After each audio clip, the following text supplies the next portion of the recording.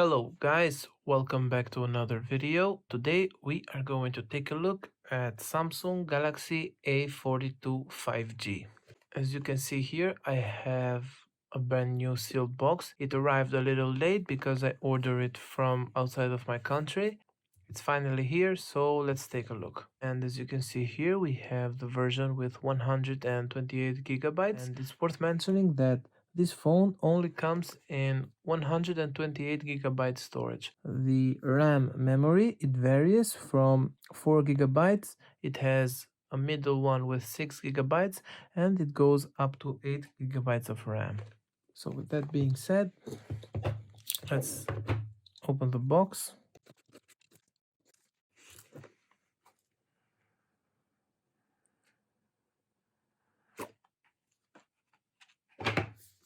Fresh out of the box, we see the phone, A42 5G, Infinity U display, quad cameras, and on-screen fingerprints are the main features of this phone.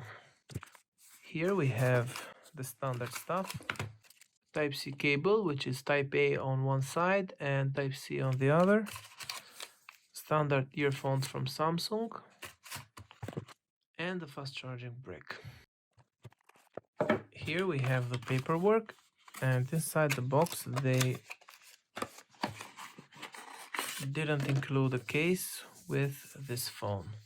So we only have quick start guide and the warranty card. Also on the back of the paperwork is SIM ejection tool. Now for the phone itself. Let's remove the logo and take a look.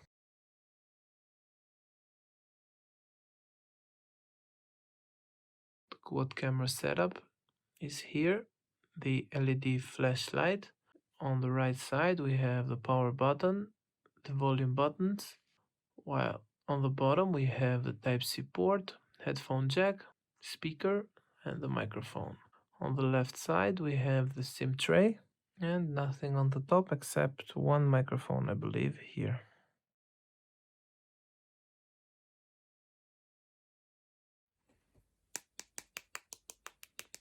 This is not a glass bag, this is a plastic bag. Let's do a quick size comparison with the Galaxy A30.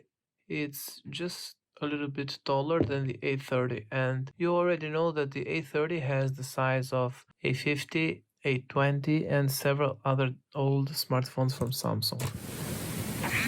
Now let's turn on the device and take a look. So now let me set this up and I will be back in 1 second. And as you can see here, the setup is finished and is completing by installing some other apps on the phone. While that procedure is going on, I want to see here on device care, I have the version with 6 gigabytes of RAM and 128 gigabytes of storage. Currently, we have 100 and almost 104 gigabytes available as storage on this phone. Now let's take a look at the toggles here. We have NFC, secure folder, dark mode, etc. Let's go to settings real quick. And straight out of the box, we see that we have One UI version 2.5 with Android 10.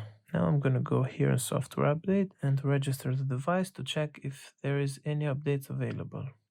The latest version of software update is the security patch level of 1 December 2020. Now it's worth mentioning that this phone is very snappy, as you can see here, and I did not reduce the animations here on advanced features. Doing so, it will also make the phone much more smoother, since the phone has the Snapdragon 750 5G. I don't think that reducing animations is a must after you unbox the phone. This phone is equipped with an AMOLED panel, which can get very bright. Now let's open the camera app and look at the modes. We have single take, photo, video and more. Here on more we see that we have Pro, Panorama, Night Mode, Live Focus, Macro, Super Slow Motion, Hyperlapse and Food.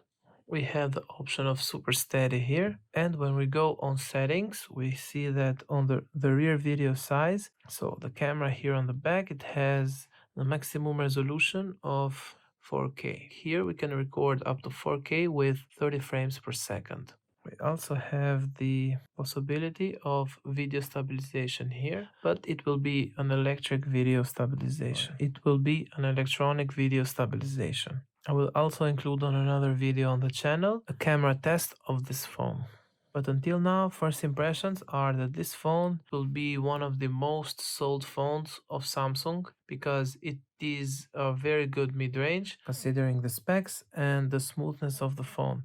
This phone will cost you around 330 euros, and at that price, it's a bit expensive. I will be honest. The phone has an AMOLED panel. Most of the mid-range phones nowadays, I'm talking about Xiaomi phones, other Chinese brands, are not including an AMOLED panel on their phones. And since we are talking of display, let's go on YouTube and watch a video to see the maximum resolution of the display.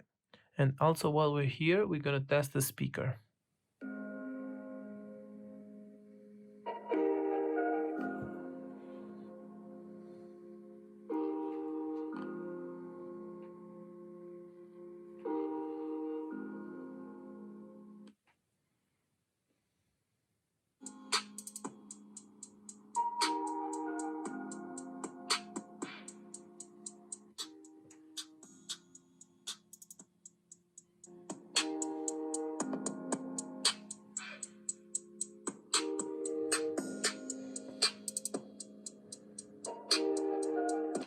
Okay, let me just change the video because I want to change the music.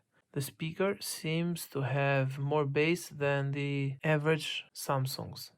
Let me just test it out.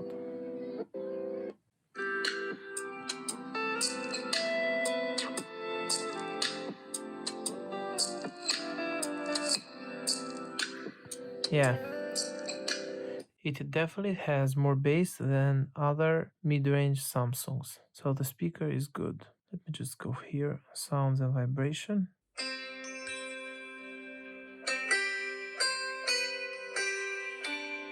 Yeah, this speaker, although it may seem small, it can get very loud. So the speaker is good. It also has a headphone jack if you are that guy who uses the headphone jack. Now, having a Snapdragon 755G, this phone, I believe it will be good at gaming, but that will be on another video. I will do a separate video on that. Just wanted to see the maximum quality. Yeah. Okay, the thing that I did not expect on this phone, because I've seen it on GSM Arena on the spec sheet, but I was not expecting a 720p display on 2021. I mean, okay, it's good. It has a good PPI. Also, it can get very bright, but the resolution is very low. Do not forget that you are paying more than 300 euros for this phone, and more than 300 euros for a phone that has 720p. I don't think so. The good news is that I'm doing a whole series with this phone. I will compare this with A41, A51 and all other phones that I have, starting from A10s or probably even from the A01 or M01. So with that being said, I want to thank you for watching. I will see you on the next one.